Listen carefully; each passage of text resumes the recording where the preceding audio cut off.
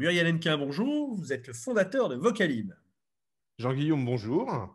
Vocalib, c'est un cabinet de conseil en stratégie d'orientation, notamment pour les jeunes adultes. Euh, donc, vous nous avez expliqué que orienter, c'est connaître sa destination. Moi, j'aimerais que vous nous expliquiez un petit peu comment vous avez mis au point cette méthode, sur quoi elle repose et d'où elle vient. Cette méthode, elle est constituée de tout ce que j'ai appris, de tous mes savoir-faire, de toutes les situations dans lesquelles je me suis retrouvé depuis la fin des années 80, puisque mon métier précédent consistait à conseiller les adultes qui étaient forcés de se reconvertir, et en particulier les adultes pour lesquels les outils habituels, c'est-à-dire le bilan de compétences par exemple, ne pouvaient pas s'appliquer. C'est-à-dire Et que en vous part... étiez, pour parler très clairement, vous étiez à la NPE. Je travaillais à la NPE, où À j'étais l'époque où la NPE effectivement, s'appelait la NPE, bien sûr. et vous étiez fait une spécialité de personnes, de cas désespérés, si on peut dire. Je me rappelle très très bien avoir travaillé longtemps sur les cas des personnes qui, à l'époque, travaillaient dans l'imprimerie et Ouais. dont le métier venait d'être balayé par cette révolution qui était le traitement de texte. Nous avions à l'époque des personnes dont le métier était, on les appelait des typos, Oui. le métier était De composer les euh, textes, oui. de composer les textes avec des petites lettres ou des barrettes ou des choses comme ça. Et puis un jour, le traitement de texte est arrivé. Et puis ces gens-là, bah, qui étaient très compétents dans leur métier, eh ben, leur métier a disparu.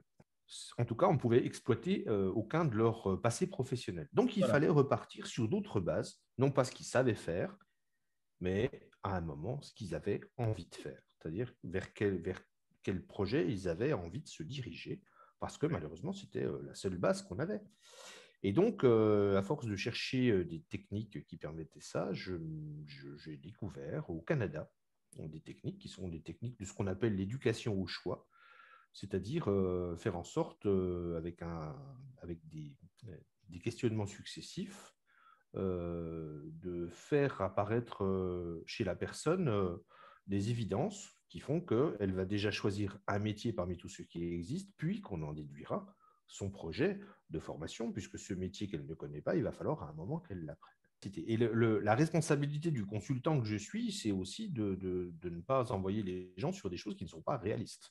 Ouais. Donc, il faut les accompagner dans la réflexion. La deuxième compétence, la deuxième expérience, qui pour moi est peut-être même encore plus utile que celle de posséder de la technique, eh ben, c'est l'expérience d'avoir mené des centaines d'études de poste dans les entreprises, et en particulier dans les entreprises qui avaient du mal à recruter. C'est-à-dire qu'à un moment, on se posait la question, on allait faire une étude de poste, ce qui veut dire que j'ai une connaissance précise et pointue. Alors, comment ça se passe aujourd'hui, les métiers? Il y en a plein qui apparaissent, qui disparaissent. Comment vous les identifiez? Qu'est-ce que...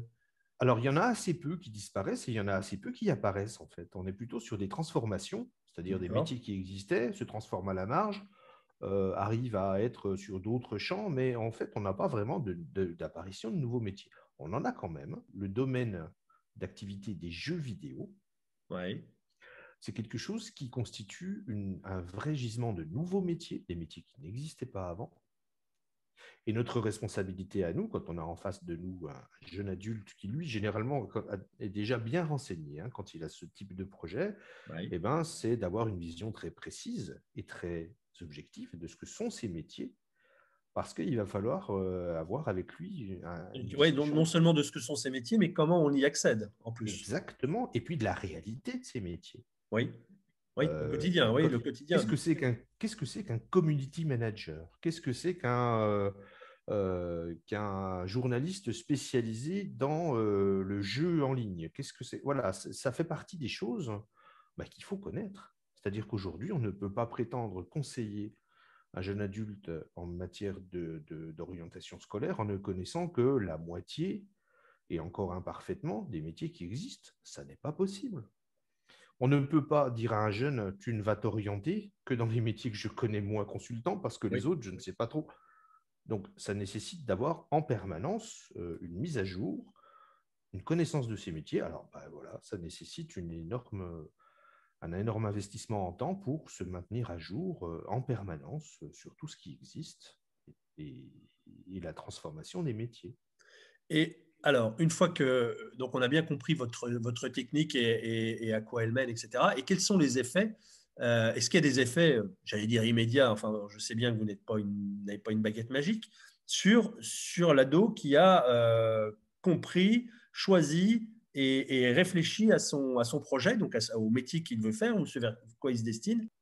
Alors, pour répondre à votre question, je vais prendre un petit chemin détourné. Vocalib est créé en 2011. Depuis 2011, Vocalib se développe uniquement par le bouche à oreille. C'est-à-dire Ouais. que c'est le contentement, la satisfaction des parents qui fait qu'ils en parlent autour d'eux et que petit à petit, j'ai des retours et que ma clientèle se constitue de cette manière-là. Je n'ai jamais eu besoin de faire de publicité ou de quoi que ce soit. Ce qui accrédite le fait que derrière, et ils sont nombreux à me le dire, les parents constatent un éveil, un bond considérable en matière de motivation. Parce que la motivation, c'est quelque chose sur lequel on travaille beaucoup. Aujourd'hui, moi, je suis en terminale. Les maths, bof, j'ai encore pas trop compris à quoi ça sert.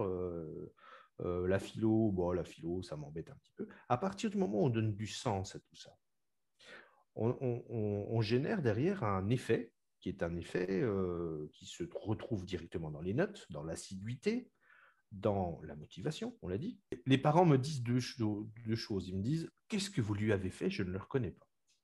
Il y en a beaucoup qui me disent ça. Et puis, d'autres me disent, mais c'est comme si vous l'aviez fait grandir d'un coup. Ouais, c'est ça, ouais. Ouais. Parce qu'en une après-midi, mine de rien, on va se mettre un pied dans le monde des adultes avec des représentations d'adultes.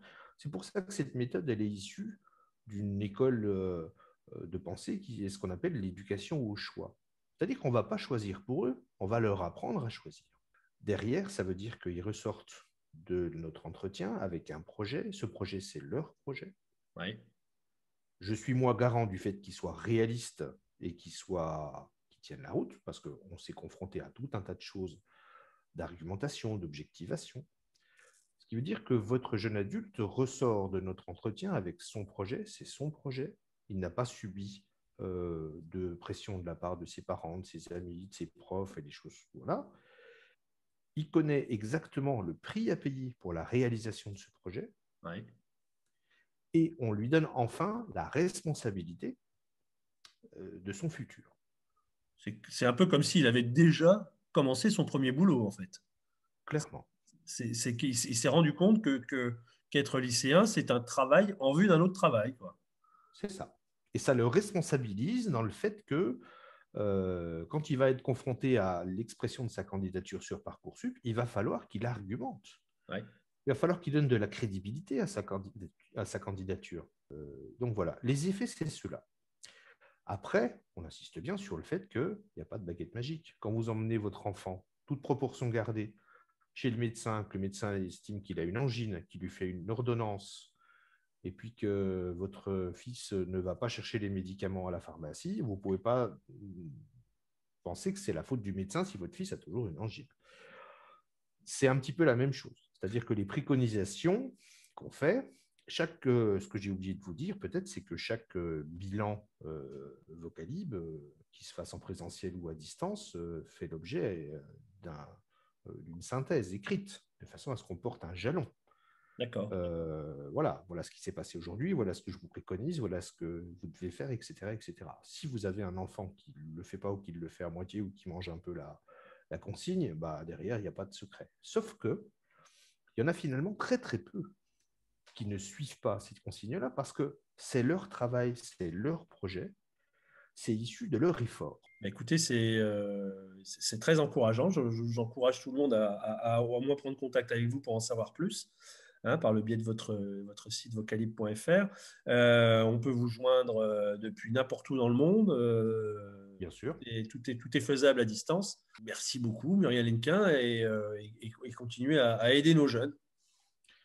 Jean-Guillaume, je vous remercie. Bonne journée. Bonne journée, à bientôt, merci. La French Radio. Portugal.